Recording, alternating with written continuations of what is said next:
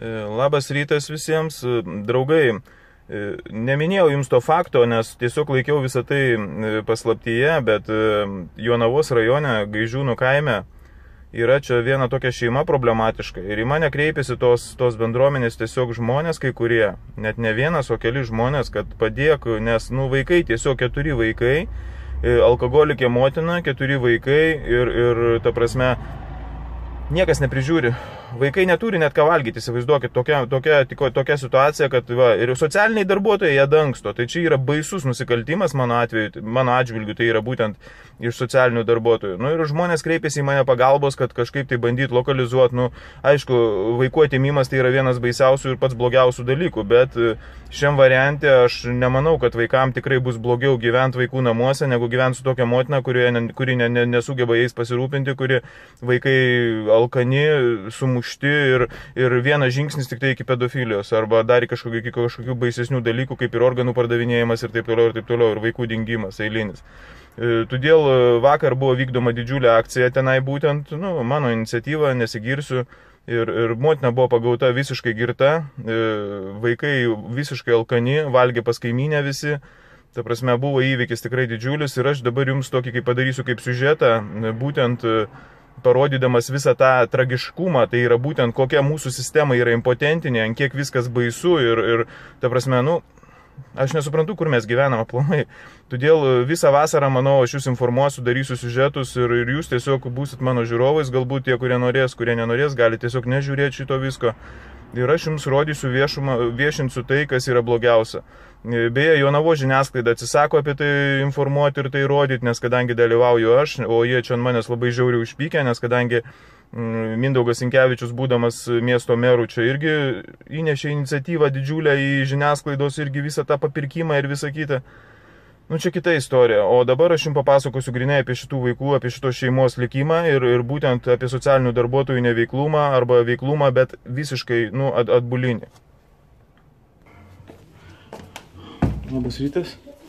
Žiūrėkit, raktus darysiu padėkot. Apvoksis paskui kada nors. Žiūrėkit, toks dalykas, o kur jūsų viršininkas? Yra ar ne? Surinkimas yra turbūt. Turbūt ar yra... Nežinau, aš negaliu, jis man netas. O kur jis jau kabinetas, kuris? 420 ten toliau.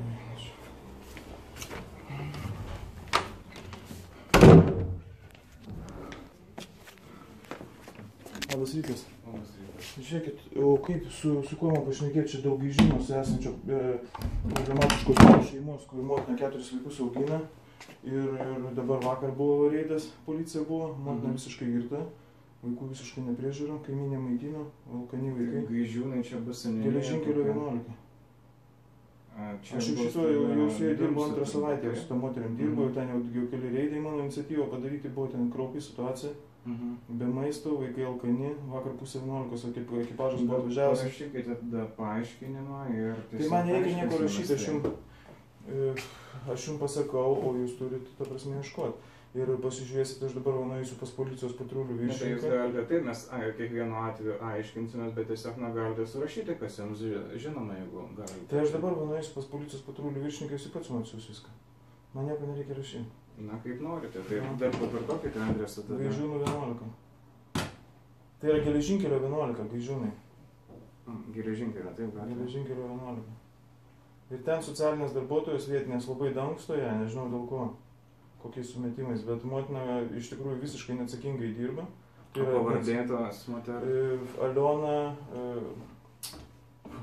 liežuvo galo, Aliona, visi žinos Alioną, ten tų žmonių keliasdešimtis.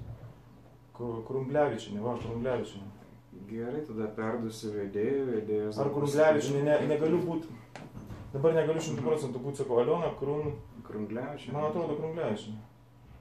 Tai va, ir vienu žodžiu 4 vaikai ir kažką tai reikia daryti. Gerai, aš perduosiu vedėją ir tada aiškinsimės. O jeigu ką, aš kitą savaitę parašysiu jums pareiškimą, viską oficialiam kontekste, ta prasme, mano advokatas viską surašys. Ir tada pradėsim toliau kitus dalykus. Ne, tai aiškinsimės viskas. Gerai, kad informavote, dėkui. Gerai, aš ateisiu vis tiek, sakau, nepaliksiu, nes man žmonės prašė, nes valstybinės instancijos nieko visiškai nedaro. Ta prasme, vaikai... Tai reikia visą laiką informuoti, jeigu... Sakau, jau kiek laiko, aš jau 2 savaitės jau dabar jau užsiėmė šito, būtent šitą. Rašysiu dabar šitai.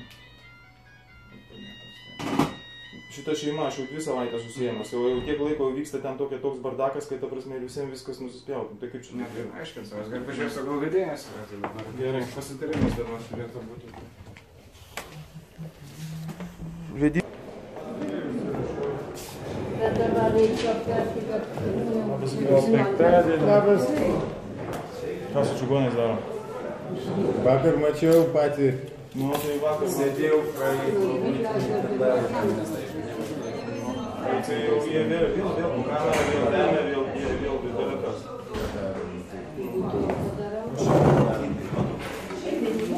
Prašau, jūs čia dar ilgai bus pasakyti? Taip.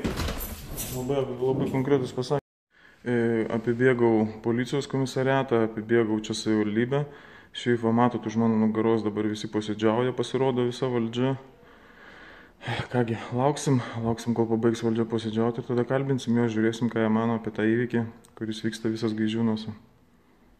Bet jeigu jinai naktim arba jie, ar Petras, ar Onutė šeimose, tai girtauja. Jinai geria ištisą parą. Reiškia, žmogus gudrauja. Kada mūsų specialistai nuvažiuoja arba socialinės paslaugos, kurios dirba... Pasiem alkotesterį ir įpūs, jinai šiaip masės turi masės. Kviečiasi. Alkotesterį turi, jeigu jie randa, žmogui duoda pūs. Bet žmogus, suprantat, darbo dienomis jisai gudrauja. Kartu su juo gerintys patys man praneša informaciją, kad negeria. Nu jūs įsivaizduokit. Jūs atvažiuojat, jūsų darbuotojai atvažiuoja, sako, nieko mes nerandam. O atvažiuoja policijos pareigūnai, pripučia beveik 2 kodėl, aš jums sakau, kad piliečiai mėgstantys gudrauti geria naktimis.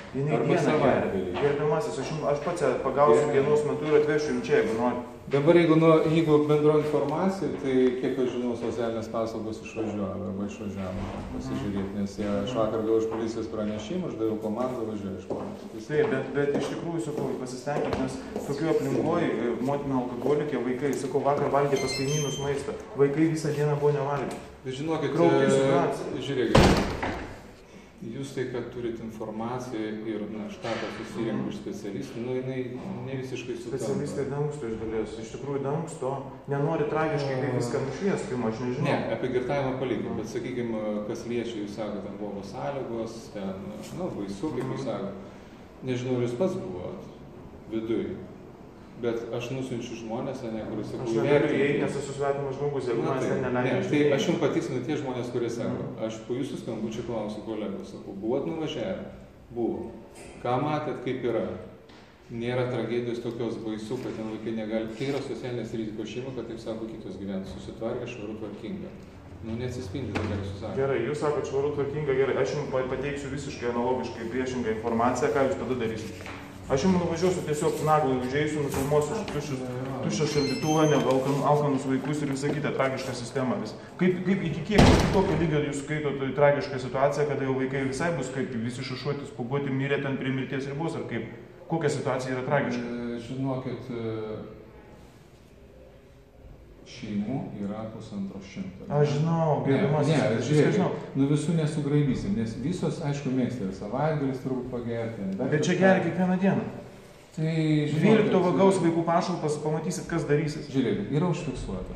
Policija užfiksavo vieną kartą, jūs skambinat, kada jūs skambinat dabar. Aš skambinu kas 3 dieną. Jo, antro atveju, kada jūs man skambinat, aš nesu gavęs iš policijos jokio pranešimo, kas turėtų būti.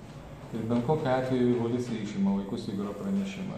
Jie įvertina situaciją ir išima. Jeigu jie dabar išimti... Gerai, dirbam toliau, viskas. Aš jums įrodysiu, kad ten yra iš tikrųjų baisi situacija. Jeigu, sakau, kaimynai visi pakraupę vakar išėjo, visi vaikai ir tikrai palaiko ir... Bet ne dėl to. Dėl to šis aplamai. Nežinau, ar jūs pats žinot. Nei aš ten prieštarauju, kai jūs sakote. Tai yra socialinės rizikos šeimas. Nu, negyvens kaip jūs arba kaip aš tą šeimą. Nu, su jie yra... Tai gerai, bet jie negali gerti ištisą savaitės. Jinai kiekvieną dieną geria. Sutinku. Girtas žmogus, jisai nekontroliuoja nei savo veiksmų, nei savo vaikų veiksmų. Bet aš patikrinsiu, po jūsų skambučio aš siunčiau specialistą važiuoja. Ne, aš paaiškinu, kad žinotum. Siunčiau specialistą važiuoja. Tai aš nežinau, kiek kartų važiavo per savaitę specialistai.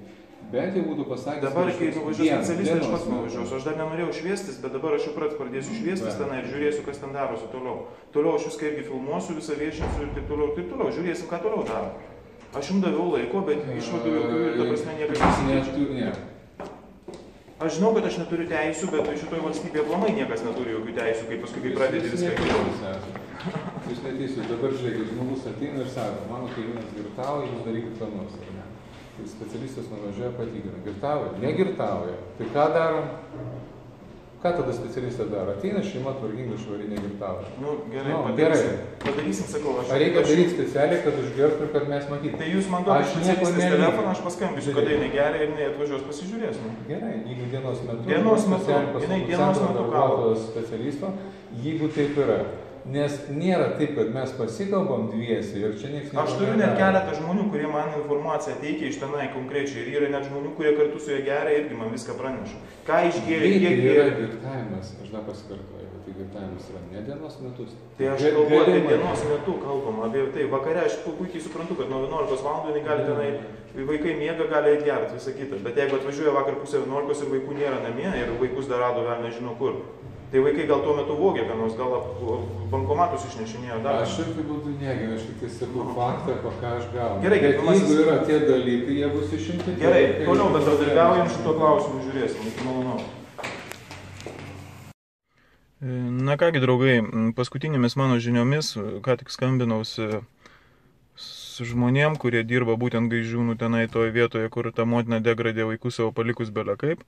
Reiškia, buvo atvažiavęs, kaip matėt video klipę pirmai prieš tai, ką jis ten pasakojo, visą kitą, tas būtent Jonavos vaikų teisių viršininkas, jisai pats asmeniškai buvo nuvažiavęs pas tą motiną, pamatė kraupę padėtį, pamatė ne tai, ką jam sako jo darbuotojai, kurie yra iš tikrųjų dalinai potencialūs melagiai, nežinau dėl ko, kokiais sumetimais jie melavo, bet pamatė tą padėtį, ką aš jam sakiau, kaip vaikai katastrofiškai gyvena blogai ir taip toliau.